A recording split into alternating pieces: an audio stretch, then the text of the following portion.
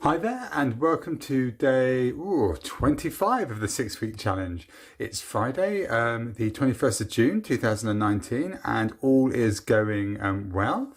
Looking forward to today. Got a game of golf with one of my buddies, Rory, so looking forward to that. It also is a really good thing because I'll still eat the same stuff today, but it means I'm going to have an even bigger calorie deficit, which is nice, while actually out having fun. So a round of golf probably going to burn me about 1,200 calories from walking up and down the hills for 4 hours. So that's going to be great. Really looking forward to it. Not going to be carrying the bag though because I'm a dodgy back, so going to be dragging it. Although hopefully you'll be pleased to hear my back is getting a lot better, although it's so weird not being able to weight train. Really don't like it. The cardio stuff is fine, but I know for this program to be the most effective, I should be weight training or doing some kind of body weight exercise 2 to 3 times a week, but I can't do that. So it's quite interesting to be doing what I'm doing and to see if it's still just as effective without being able to use that important component. So that's by the by. So anyway, today I tend to read a lot around the subject of weight loss and motivation and habits and habit forming because it's critical to success in any kind of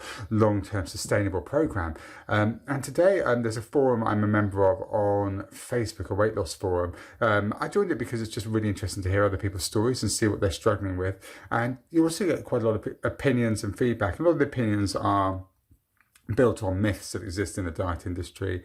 But one of the prevailing things on there, which is actually very true, but people argue against all the time, is what it comes down to ultimately is calories in versus calories out. So creating that calorie deficit that I bang on about in most of my videos. So ultimately, when all is said and done, if you eat less than your body consumes or needs to consume in the day, then you are going to lose weight. So, and if you remember, there's 4 components of that. There's what your body naturally burns just from doing absolutely nothing. There's what you burn from exercise. There's what you burn from other things like getting out, walking around the house, scratching your leg, stuff which involves movement. And finally, there's what's actually burnt in the consumption and the digestion of food itself. So those things aside, interesting post somebody put up today. They'd been at Harvard Medical School yesterday watching a lecture on obesity and the problems inherent in obesity and eating.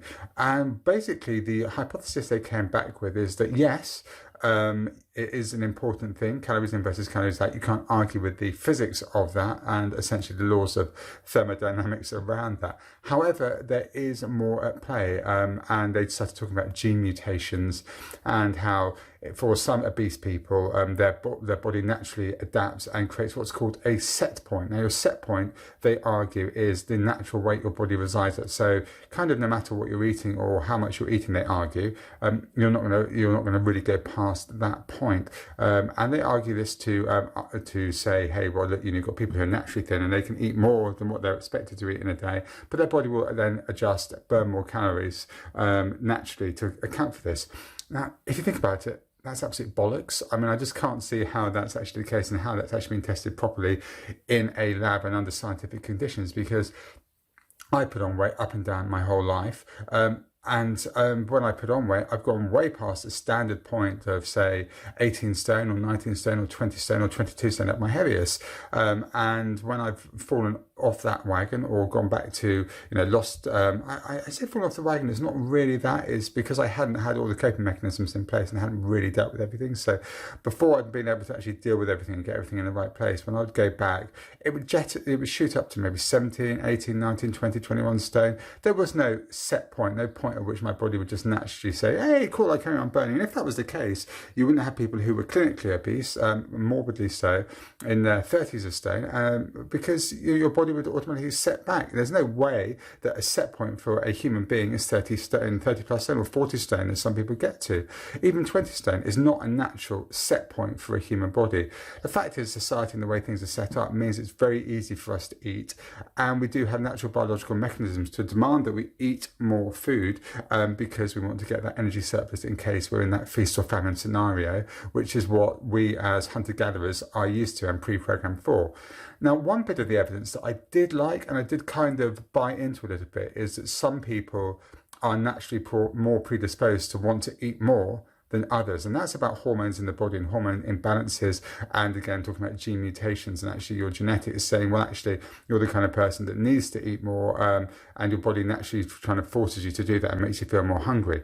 And there is some other evidence around that, and the evidence being that people who are overweight, when they lose weight, and they're looking to maintain it, they feel hungrier than somebody who's naturally used to being at a certain weight, and a year later they'll still feel hungrier than somebody who's used to being at that weight or has been that weight their whole life. And this could be explained by the biology of hormones and hormone imbalance, or also by genetics. So there is some emerging science around that, which is interesting, and we'll keep an eye on that and keep you guys posted about that. However, it still doesn't take away from the fact that really what it comes down to ultimately is knowing what you eat, when you eat it, how you eat it, knowing what's going on inside yourself, understanding your triggers, understanding these elements, your habits and your behaviours, and doing a little bit of exercise, just something to keep you a little bit active. But that's just good for your heart and keeps you going for longer anyway. So, and I think we all want that.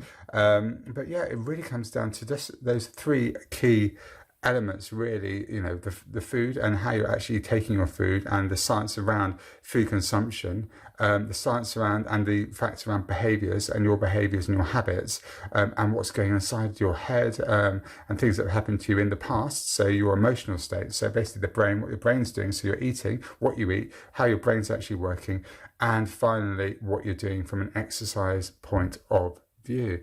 So those are really the three key things, but it's really interesting looking at the other science bits around it and the emerging theories, because what we can do is we can plug those into the framework that we follow and look at ways and coping mechanisms to help with that. And I always like to try and leave you with a tip or a bit of advice, and I'm going to go back to Sunday when I went nuts on Father's Day, and went nuts in the restaurant. I've been thinking about what I could have done as a coping mechanism before going to avoid that happening, and I realised, in fact, just before I started shooting this video, that what I should have done is I should have had a pot of skyr or something similar, which is quite high protein value. So it would, or a decent fat level, but preferably a higher protein level, that would have left me feeling quite full and quite satisfied before I left the house. Because then when I got into the restaurant and started smelling those wonderful smells, my hunger response wouldn't have been so acute. I wouldn't have been absolutely famished. I would have been actually quite satisfied. So I would have been able to make much better and much informed choices. So there's a tip for you guys. If you're going out, if you know you're going to go out for dinner, or you're going to a party, or if you're going to